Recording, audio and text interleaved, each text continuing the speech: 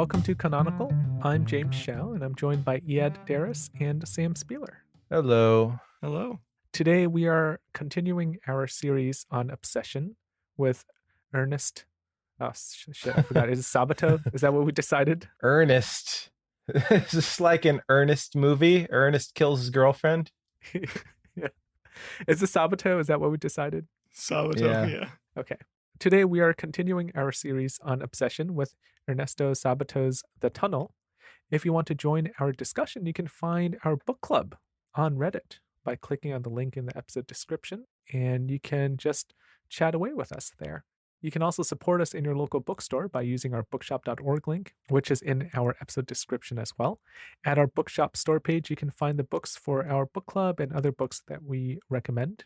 And we are on social media at Canonical Pod.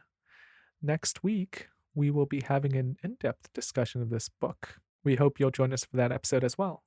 So The Tunnel was my pick. This is Ernesto Sabato's debut novel, one of only a handful of his works.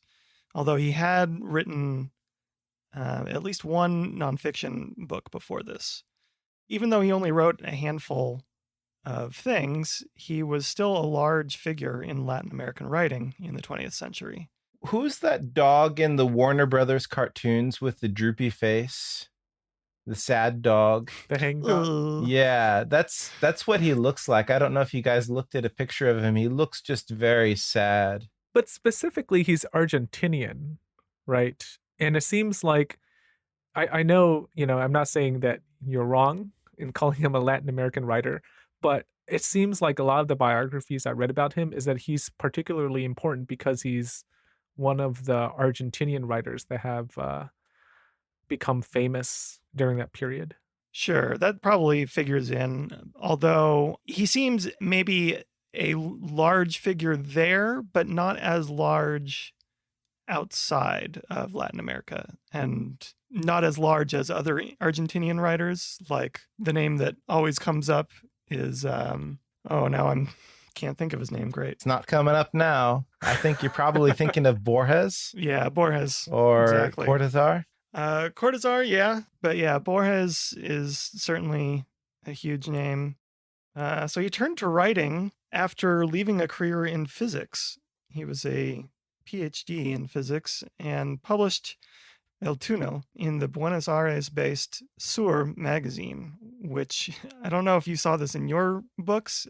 In mine, it said it was a French magazine, but I'm pretty sure it was Argentinian. Anyway, where it was read by Albert Camus, who then commissioned the novel to be published by Gallimard, which is one of France's major publishers. Got some early praise from people like Thomas Mann and Graham Greene, and it has become an international bestseller. Argentina has enjoyed cultural similarities and exchanges with Europe, which partly informs, I think, the existentialism that we see in this book. Interesting side note about Sabato, in 1983, he was appointed to Argentina's National Commission on the Disappearance of Persons to research into the previous military regime's habit of disappearing, torturing, and killing subversives in the 1970s. And his role was so central that the commission's concluding document, Nunca Más, has come to be known as the Sabato Report. So I'm not as well-versed in philosophy as you guys. What is it about this novel that makes it existential? Like, I can see hints of it, but I don't see something that makes it overtly existential. But it's always described as an existentialist novel. I don't think it's existential the same way that the heavier hitting existential works are. I don't think it really asks the question of what it means to exist and like, is life worth living directly, although it does touch on those things. But I don't think it really explores those topics. But just touching on it, I guess, is enough. I think for me, it's particularly the idea of alienation, existential alienation. This is something that we talked about when we read The Moviegoer by Walker Percy. It's a similar idea from Kierkegaard that we see here as well, where the main character Juan Pablo Castel is alienated from pretty much everyone in the world except for his lover, Maria. I don't know if the alienation is as well developed here as it is in other existential novels that I've come across, but I do think that is the central reason why this book is often compared to Camus' The Stranger and the works of Sartre and others. Yeah, so this novel is the account of, yeah, I guess he's famous, famous painter Juan Pablo Castel and his turbulent relationship with and subsequent murder of a woman named Maria Iribarne, whom he becomes obsessed with as the only person he thinks understands him, told to us from his prison cell. It's a supposedly truthful account, truthful in quotes, told, he says, as straightforward as possible so as to avoid any sense of vanity or other self serving purpose besides understanding. It's a look into the mind of a bitter, severely depressed, jealous, abusive, controlling man who takes very little responsibility for his own emotions, but details them so thoroughly and clearly, nevertheless. So I liked reading this, but I didn't enjoy it because enjoy is a strong word for the subject matter here. There are brief times when I feel very slightly for Castel's preoccupation with things, his constant overthinking, for example. But I can't say I ever feel much sympathy for him. This is a sadly earnest look at the psyche of a habitual abuser who hides his violence behind an artist's so-called creative torment and deep feeling.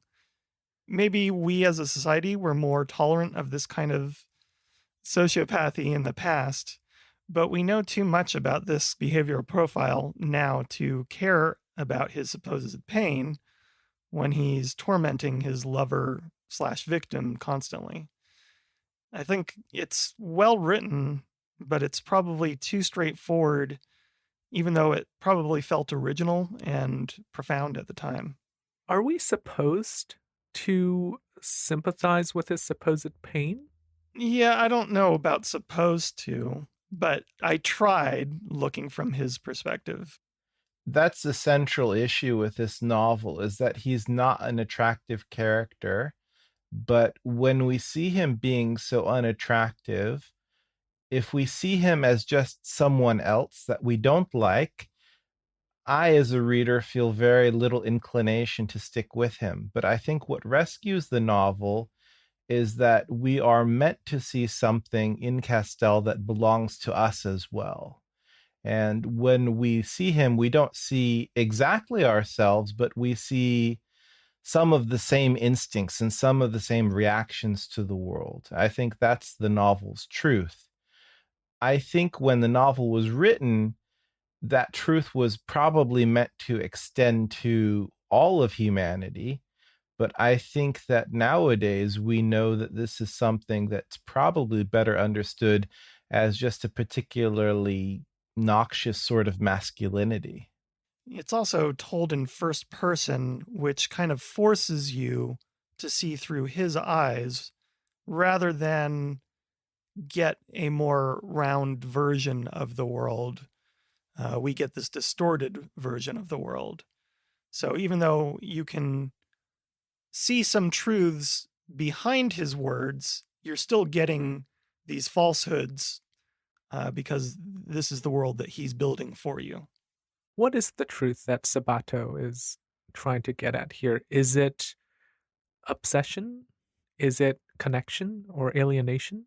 I think the thing that Sabato really wants us to pay attention to is the loneliness of our existence in society and our intense desire for connection with other people in a sincere way, and the intense jealousy that comes from the feeling that that connection is insincere and not what we thought it was. To me, I think that's something that is in general true of the human experience, but it's couched in this very unlikable character. And even though it is generally true, it's not terribly insightful. These are important and meaningful things to talk about, but it doesn't overcome the distaste that I have for this character. You said sincere, but I don't know how hard he's even really trying. He has this idea of what connection means, but I don't think he's actually trying very hard to connect or understand. He wants to be understood, but I don't know how hard he's actually trying to understand the people around him. I think this might be something that we'll talk about more in the next episode, but for now, I do think that he has a particular way of thinking about his relation to the world and a particular way of thinking about how other people relate to the world. And I think he looks at other people as being pretentious and insincere. And whether or not we regard his attempt as actually sincere, I think what's important is that he sees a difference between himself and the other people around him. And that difference, I think, resonates with me. And I think it is probably resonant with lots of other readers. This sense that we have of being unique in the world and uniquely inaccessible to other people. It might not be true, but oftentimes people who are alienated will feel that way. It seems to me that Sabato has taken Castell and he's exaggerated these impulses that we all have, like you said, Yad. And he's showing us what it would be like if taken to the extreme.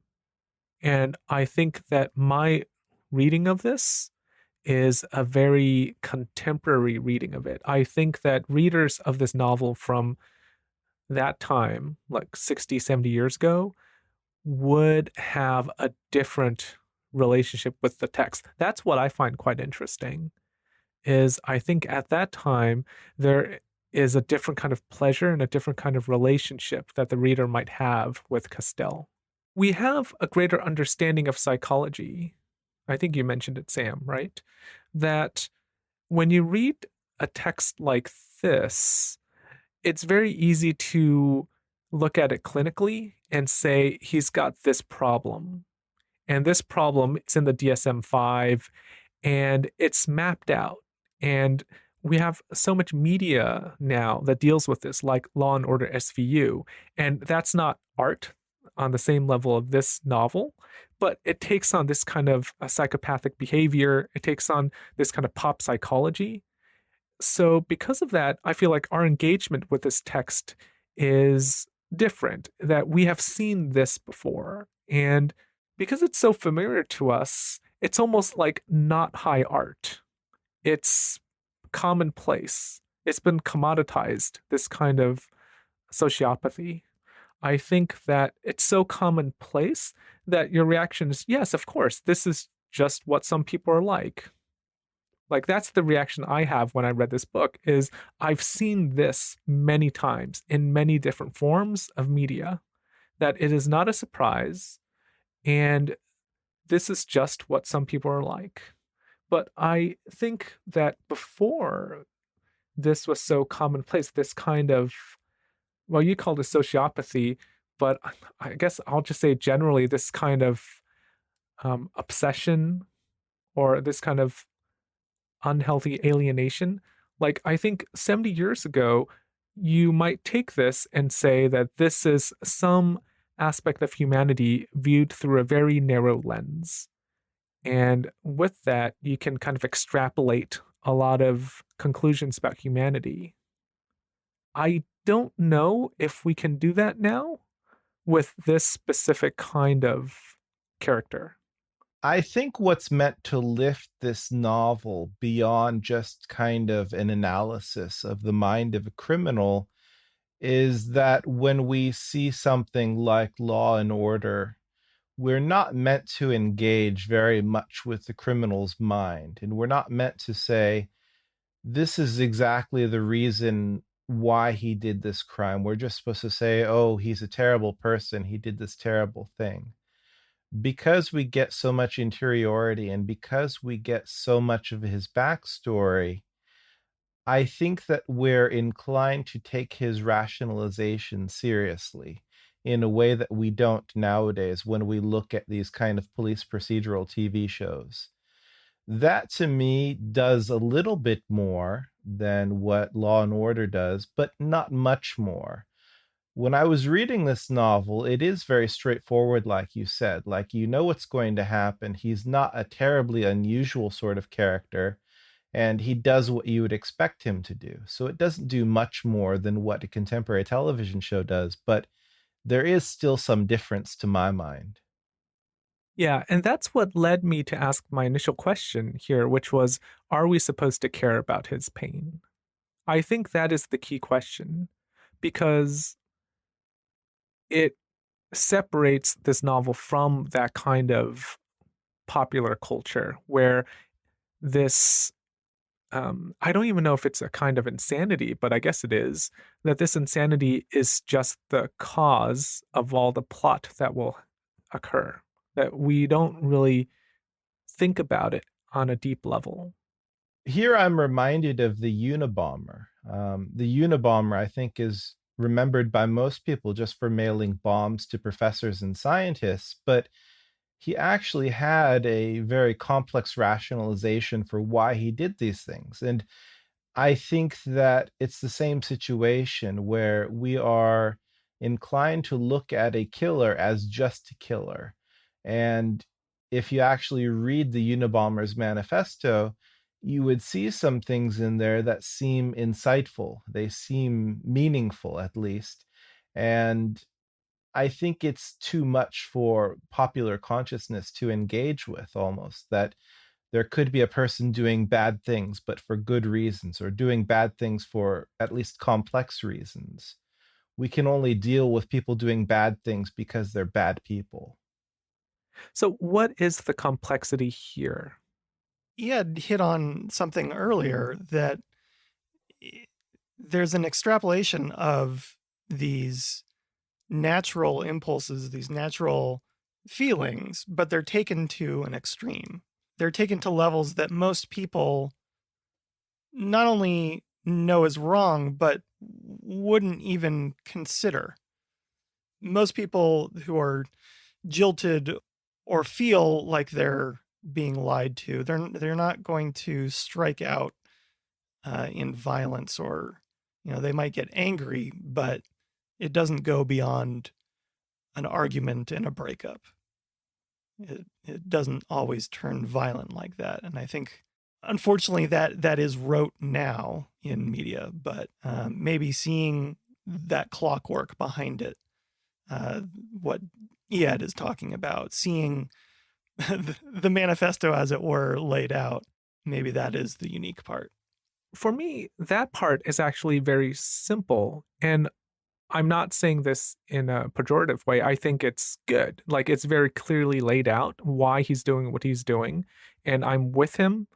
I don't support him, but I totally get the rationale. And I can follow his step by step logic of how he achieves his mental destination of he's got to murder the person he loves.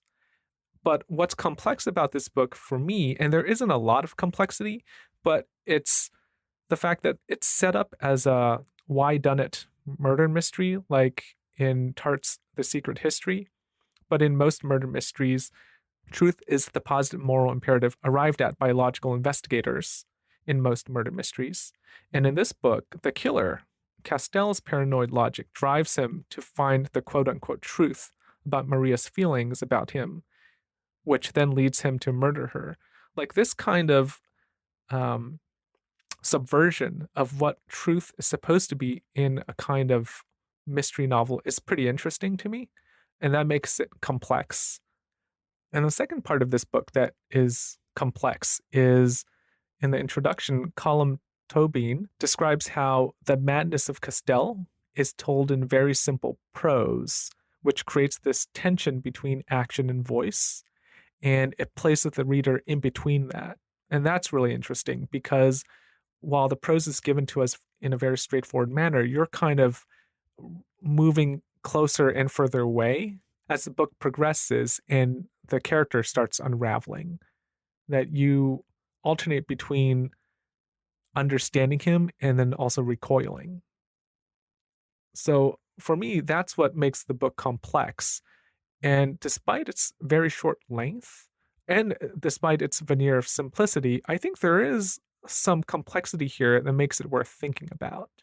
The why done it aspect is kind of interesting in that you know from page one, from sentence one, that this is about a murder.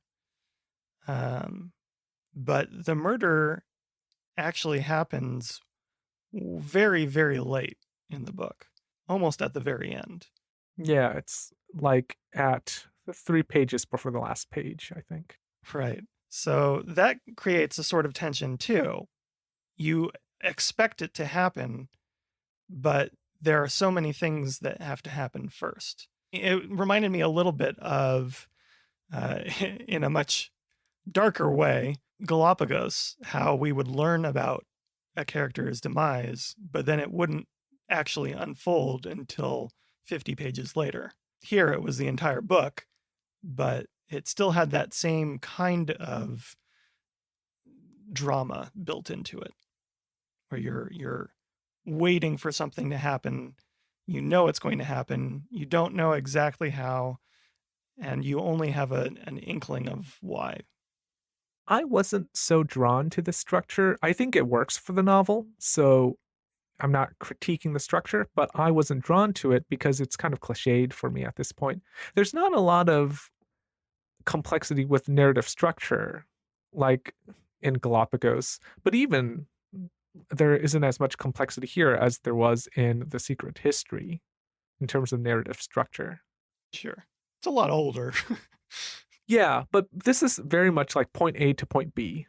And for me, I thought it was okay, but my question is, what if it wasn't structured in this way? Would it be worse? I actually think it wouldn't have mattered at all. I don't think it matters very much because Castell has a little bit of an arc in the novel, but not very much.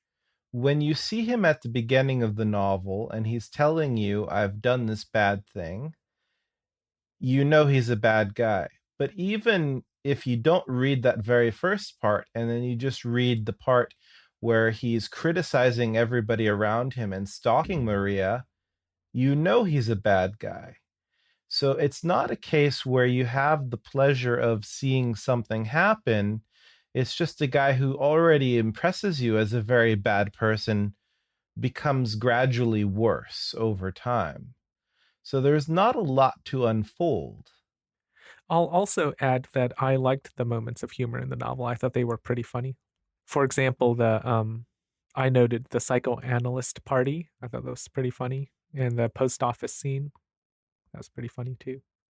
I think it's nice because this book is so pared down. And I mentioned before, it is very much point A to point B, but he drops in these scenes and they don't feel out of place to me, but they give you the texture of the city. I'm guessing, is it Buenos Aires? Yes. Yes. Something that I found amusing about the way he talks is he's constantly asking for understanding or constantly saying that he wants understanding. But he's also always doing these outrageous things and kind of telling you them in some of these instances, like what you mentioned, the psychoanalyst party and the post office scenes, where he's kind of holding you by the shoulder and saying, right? Am I right? Isn't this nuts? And he doesn't mean him. He's trying to draw you onto his side, even though he's clearly the crazy one. Like it was like a dinner at the Estancia. Is that what it is? The Estancia. Where they're having a very boring conversation. And he's like, who could bear this? Right. And every time he brings up logic, it's kind of like he's saying, any rational person would think this, when usually that's not the rational thing to do or think. let's take a break now. And when we come back, we'll talk about whether or not we would recommend this book.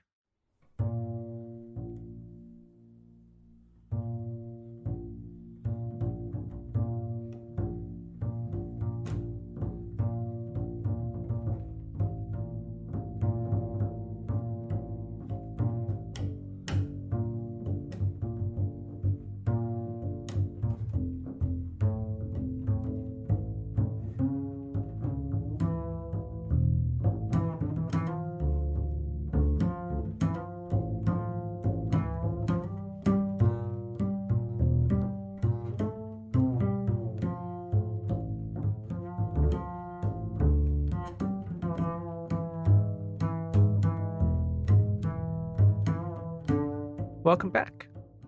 So, now that we've talked about this book, what do you think? Would you recommend it? I would recommend it to.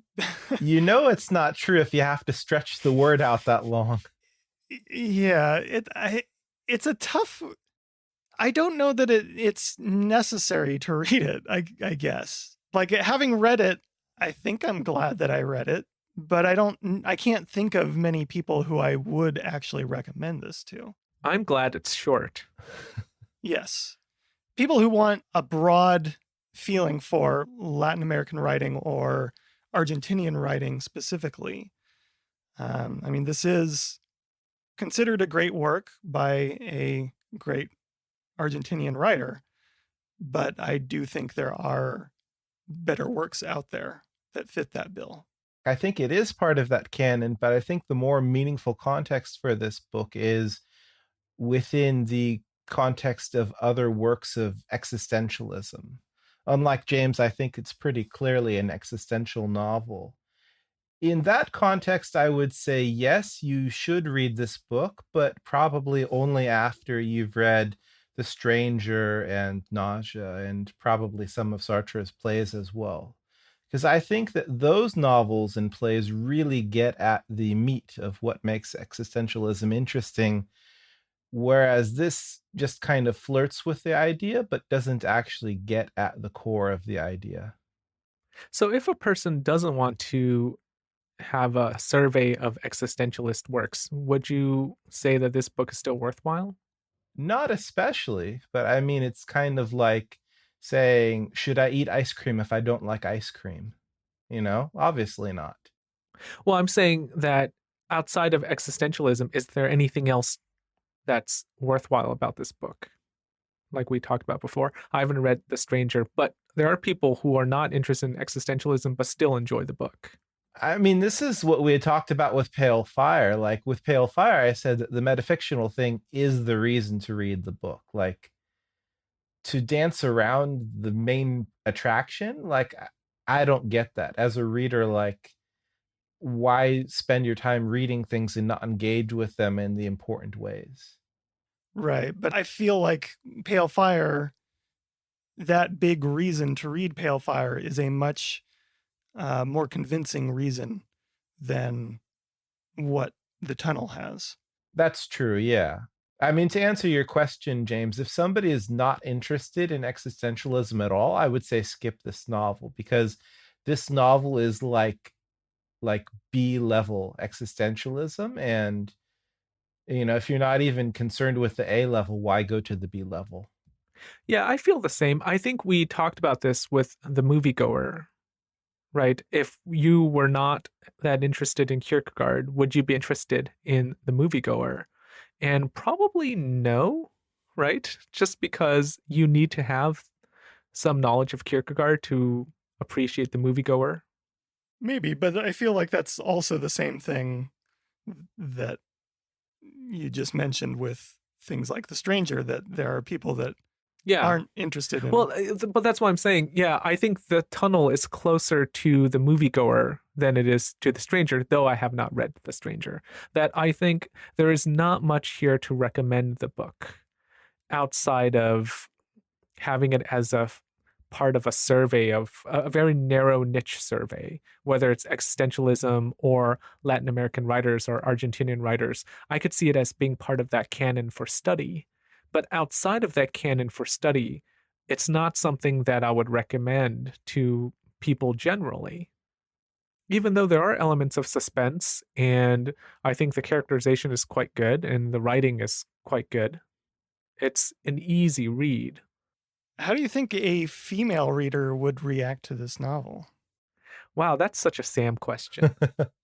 I mean, we've been talking about would you recommend this book generally, but I mean, that's a whole 50% of the population that might have a much more deeply seated issue with this. I don't know, Sam, because I feel like we're not giving that reader credit if we say that, just because you're female, you will be offended by this book and you won't Sure. appreciate it on a different level. It's an unlikable protagonist. I found him very difficult to like. I think you might have been able to sympathize with him more than I could. I understood him, but I did not like him at all. And so that was a real struggle. And I think a female reader would probably react the same way in that they would find him very unlikable, but there are other reasons to read him. You're not reading him to like him. I mean, just in general, when we ask questions like, would an ex-reader respond to this novel in a certain way? It's not necessarily slamming or criticizing that type of reader. We're not saying here that female readers are not properly abstract enough in their way of thinking about a novel and they're limited by being female.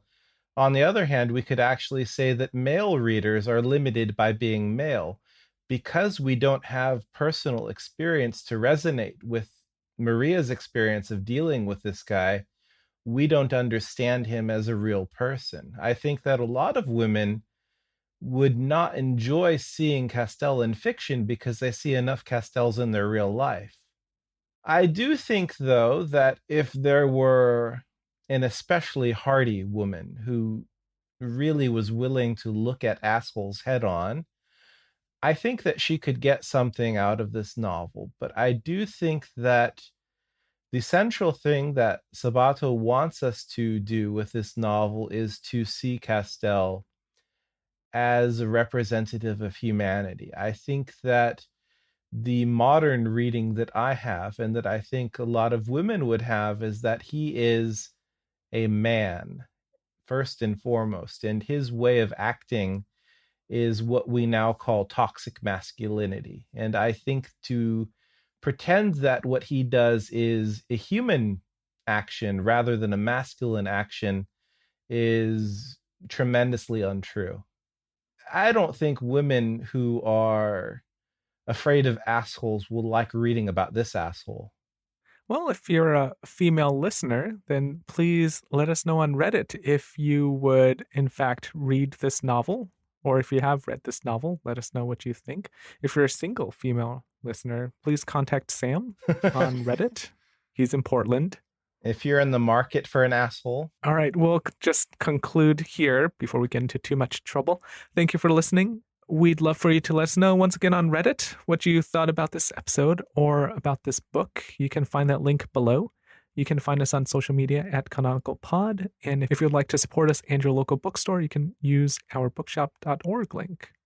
We'll be back next week with an in-depth discussion of The Tunnel. If you're interested in joining that discussion, go ahead and find a copy of this book. It's really short. You'll probably finish it in one sitting. Till next time, happy reading. We'll talk to you soon.